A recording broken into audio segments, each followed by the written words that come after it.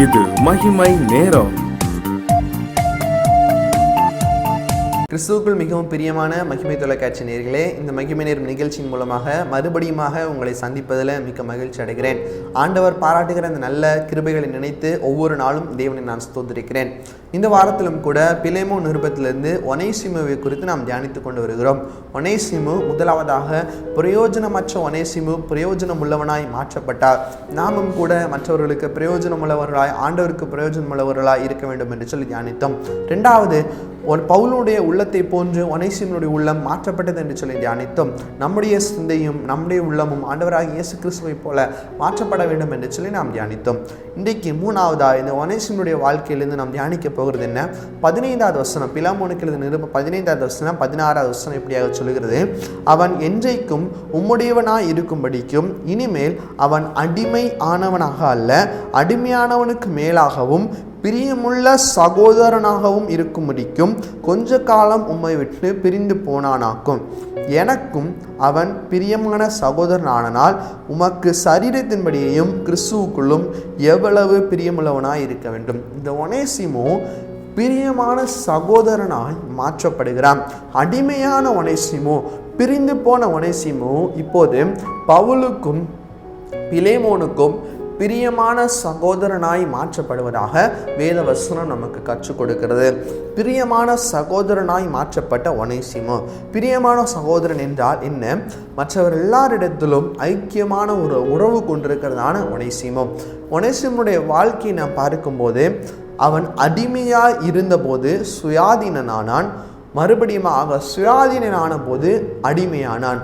இப்படியாக ஒரு கொட்டேஷனுக்குள்ள நம்ம கொடுக்க முடியும். அடிமையாக இருந்தபோது சுயாதீனனானான், சுயாதீனான போது அடிமையானான். இப்படி இதற்கு என்ன அர்த்தம்? இதற்கு என்ன அர்த்தம் என்று சொல்லி நாம் புரிந்து கொள்ள வேண்டும்.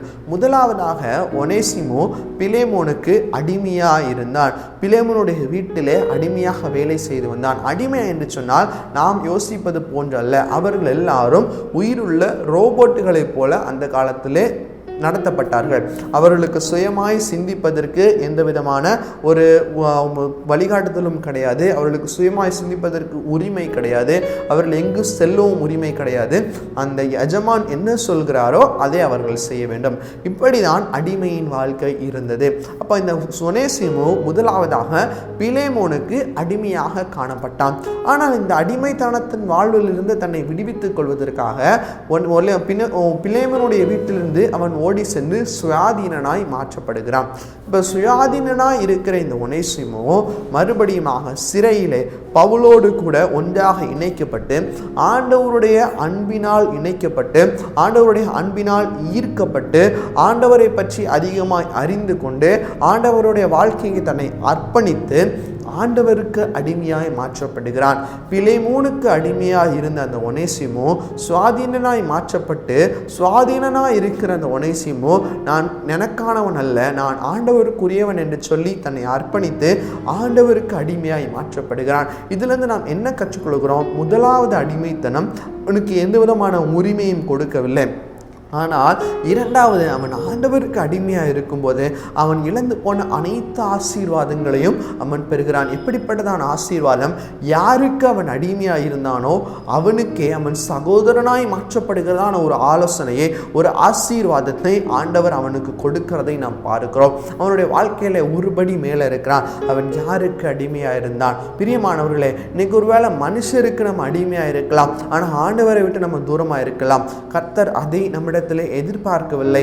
ஆண்டவர் சொல்வது, நம்ம ஆண்டவருக்கு நம்மை நாமே அர்ப்பணிப்போமானால் மனுஷரிடத்தில் அன்பான நெருக்கமான உறவை கர்த்தர் நமக்கு கட்டளையிடுகிறார். இன்னைக்கு நமக்கும் கூட, நம்மை பார்த்தும் கூட சகோதர உறவு நம்மிடத்தில் இருக்கிறதா என்று சொல்லி கர்த்தர் கேட்கிறார். ஒனேசிமுவுக்கும் பவுலுக்கும் பிலேமோனுக்கும் ஒரு நல்ல ஒரு சகோதர உறவு அவர்களுக்குள்ளாக இருந்தது. இன்னைக்கு நமக்குள்ளாக அப்படிப்பட்டதான உறவு இருக்கிறதா? இந்த ஒனேசிமு ஆண்டவரை ஏற்றுக்கொண்டு அவனுக்குள்ளாக சகோதர உறவு வந்தது.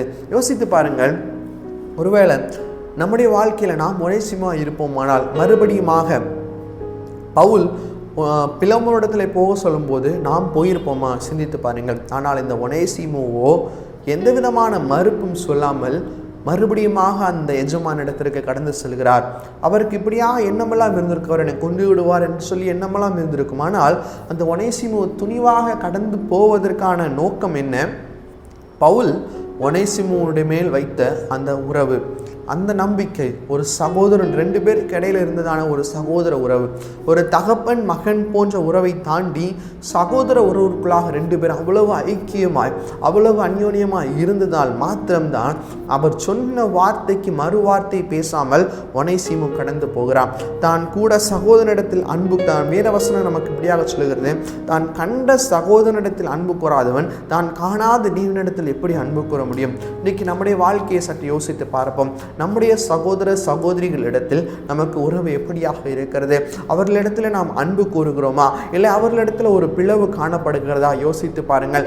எங்கிருந்தோ அந்த ஒனேசிமு பவுலுக்கு சகோதரனாய் மாற்றப்பட்டு அதுகூட மட்டுமில்லாமல் அடிமையாக இருந்த ஒனேசிமு பிலமோனுக்கும் சகோதரனாய் மாற்றப்படுகிறான். இன்னைக்கு நமக்கு சொந்த சகோதரர்களை, சொந்த சகோதரிகளை ஆண்டவர் கொடுத்திருக்கிறார். அந்த சகோதர சகோதரிகளிடத்தில் எப்படிப்பட்டதான அன்பை நாம் வைத்திருக்கிறோம்? சிந்தித்து பார்க்க வேண்டும் பிரியமானவர்களே. ஆண்டவர் எதிர்பார்ப்பது சகோதர அன்பு. அந்த சகோதர அன்பு பலப்பட வேண்டும்.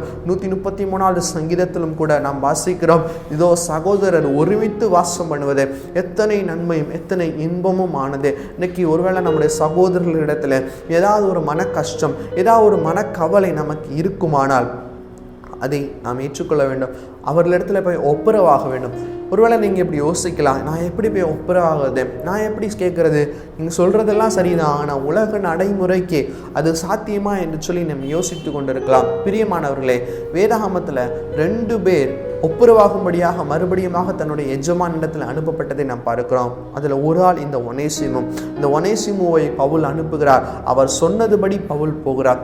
அதே போல பழைய ஏற்பாட்டின் காலத்தில் நாம் பார்ப்போமானால் அது ஆகார் தன்னுடைய எஜமானை விட்டு பாலைவனத்திற்கு ஓடி வருகிறார். ஆனால் எஜமானிடத்திற்கு போ என்று சொல்லி தேவனால் எச்சரிப்பை பெற்று மறுபடியும் கடந்து போகிறார்.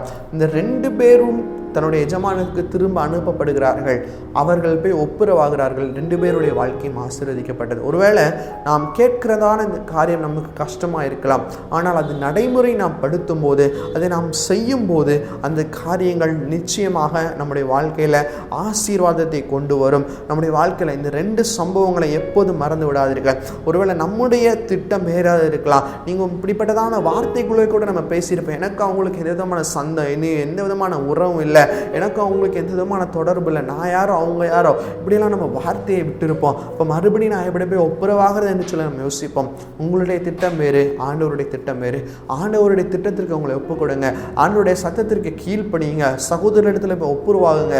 ஒருவேளை நம்ம வேலை செய்கிற ஸ்தலத்தில் யாரிடத்துல அது ஒப்புரவாகாமல் இருந்திருப்போம், நம்ம திருச்சபையில் நமக்கு யாருக்குமாவது உறவு பலப்படாமல் இருந்திருக்கும், அவர்களிடத்துல போய் ஒப்புரவாகுங்க. அவர்களோடு கூட பேசுங்க.